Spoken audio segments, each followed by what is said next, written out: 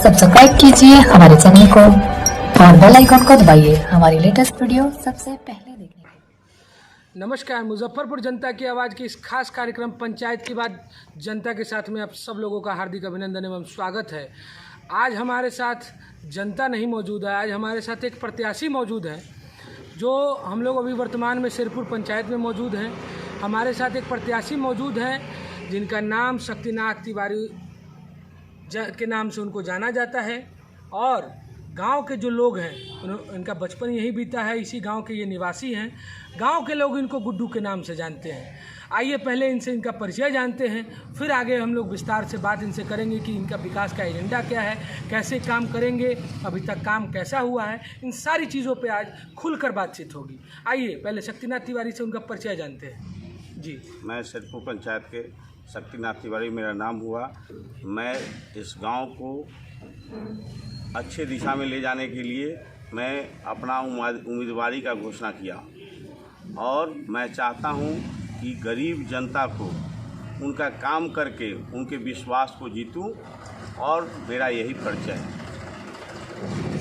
सबसे पहला सवाल मैं आपसे ये करना चाहता हूँ कि गांव में इससे पहले आपने चुनाव नहीं लड़ा है, गांव के विकास में ऐसी क्या आपको कमी नज़र आई कि आज आपको चुनावी अखाड़े में उतरने की ज़रूरत पड़ी?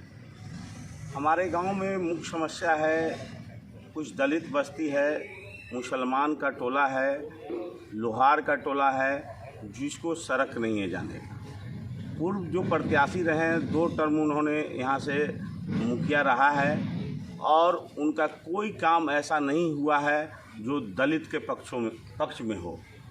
मेरा एजेंडा है कि उन वंचित समाज तक उनका हक दिलाना और उनके काम को उनके घर जाके करेंगे। उनको काम करने के लिए, उनका काम करने के लिए मुझे घर पर बुलाने की ज़रूरत नहीं है। मैं उनके यहाँ चल के जाऊँगा, उनके समस्या को दूर करूँगा। मेरा मुख्य एजेंडा है कि शोषित समाज जो दलित समाज है उसको उनका हक दिलाना। बिल्कुल, मतलब कुल मिला के आपका कहना है कि विशेष फोकस जो होगा आपका वो दलित समाज पर होगा। ठीक, 2 बार मुखिया रहे हैं, जो वर्तमान में आपके प्रतिद्वंदी हैं वो 2 बार मुखिया रहे हैं। उनका जो कार्य रहा है, आपके कथनानुसार कार्य ठीक नहीं रहा है। वर्तमान जो मुखिया है वो चुनाव नहीं लड़ रहे हैं, तो आप अपना सबसे बड़ा प्रतिद्वंदी किनको मान रहे हैं? जो चुनाव लड़ रहे हैं, मैं अगला कोई प्रतिनिधि आता है, फिर उनसे पता चलता है कि फिर 5 साल बीत जाते हैं, फिर लगता है कि जनता ठगी गई है, तो इससे कैसे आप अलग काम करने का विचार कर रहे हैं? मेरा जो कुछ सोशल काम रहा है वो मैं सेवक बन के नहीं, मैं ऐसा नहीं है कि पंचायत में मैं मुखिया बन जाऊंगा तभी अगले का काम करूंगा। मेरा कार्यकाल जो रहा है पूर्व में वो सेवक का रहा है। कोई भी गरीब आदमी आया, कोई भी दलित आदमी आया, उसका मैंने काम किया, चाहे मुझे अपना पैसा लगाकर ही क्यों ना काम करना पड़े। मेरे गांव का रोड टूटा हुआ था, मैंने अपना पैसा लगा के गांव से चंदा लेके मैंने उस काम को कराया। मेरा सोशल जो है काम करने का इच्छा है कि लोग जो वंचित समाज हैं, जो लोग परेशान हैं, उनका काम हम करके मेहनत करके उनका काम कराएं और इसमें मेरा मन लगता है। हम इसी कारण चुनाव लड़ रहे हैं कि जो लोग परेशान हैं मेरे गांव में उनको उनका उचित हक दिलवाएं। कुछ ऐसे काम आप अपने बताएं जो अगर कोई नहीं जानता है तो हमारे चैनल के माध्यम से वो लोग जाने कि आपने किस तरह का काम अपने समाज के बीच, अपने पंचायत के लोगों के लिए किया है। मेरे गांव में एक वार्ड नंबर 1 में एक पोखर है, ठीक है। मैंने 20 साल पहले, हम लोगों के पास ज़मीन है, मैं अपने दरवाजे पर भी छठ पूजा कर सकता हूँ।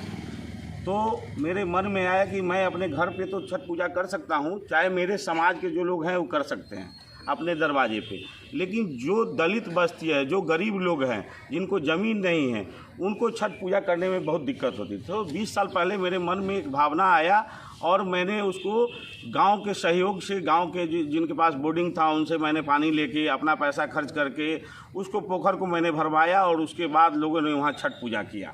उसके बाद मेरे मन में आया कि इस पोखर को जीर्णोद्धार कराया जाए, तो मैंने गांव का एक मीटिंग ऑर्गेनाइज किया और सारे समुदाय, सभी जाति के लोग आए, पंचायत भवन में मीटिंग हुई उसके बाद जो है सो गांव के लोगों ने वो विकास कहा कि नहीं ये होना चाहिए, तो मैंने उस पोखर को गांव के चंदे से खनवाया और राजस्थानी ट्रैक्टर मंगाया, तकनीक से उसको मैंने बनवाया और आज आप जाके देख सकते हैं कि उसमें अच्छा तरह पानी भरा हुआ है। एक तो जल संग्रह का भी काम हो रहा है, लोग जाके उसमें छठ पूजा भी करेंगे और है कि उस पोखर को मैं मुखिया रहूं या न रहूं, मेरा है कि उस पोखर को ऐसा बना दूं कि लोग छठ पूजा जाके प्रेम से कर सकें।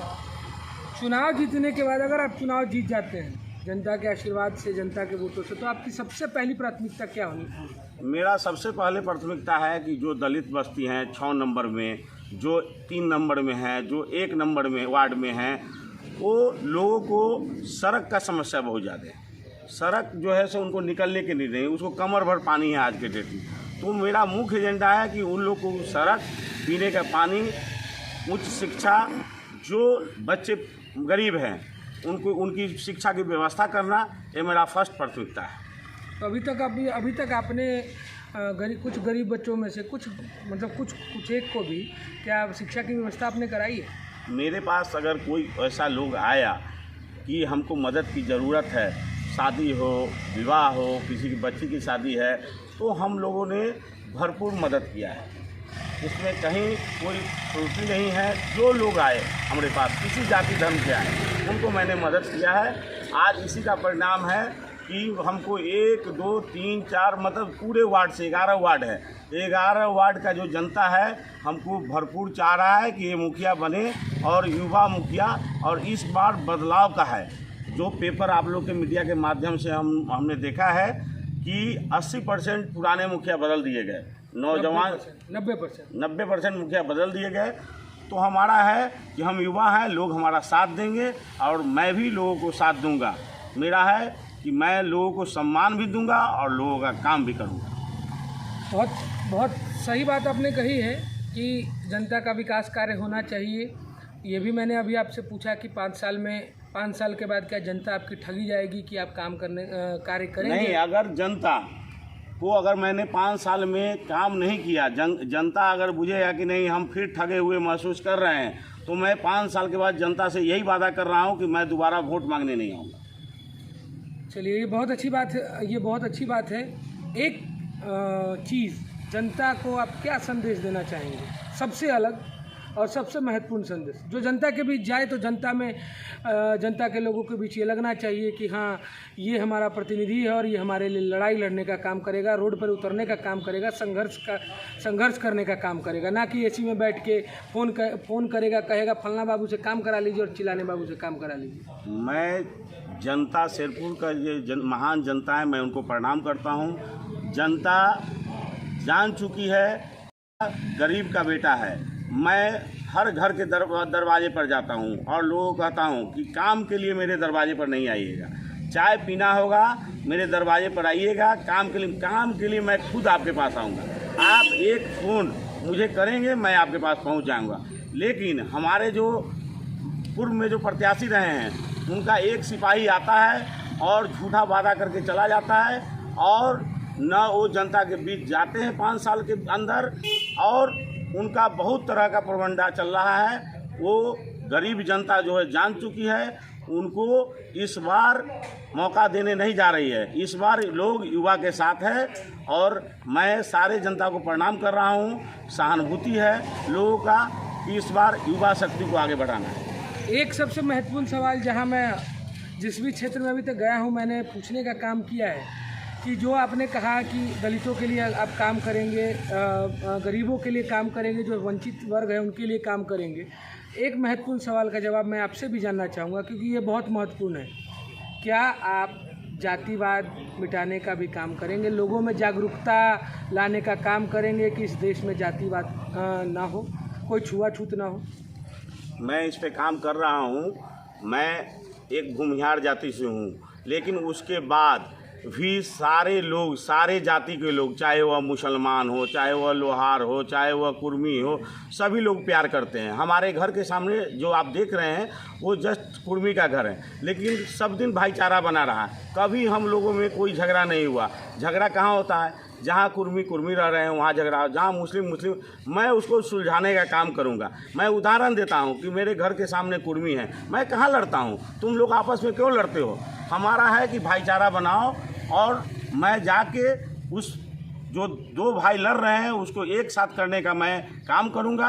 मैं यही जनता से आग्रह कर रहा हूं कि आप मुझे एक बार चुने और मेरा कार्यकाल देखें। मैं अगर काम नहीं करूंगा, आप मुझे 5 साल के बाद मुझे वोट नहीं देंगे, मैं आपके दरवाजे भी नहीं जाऊंगा।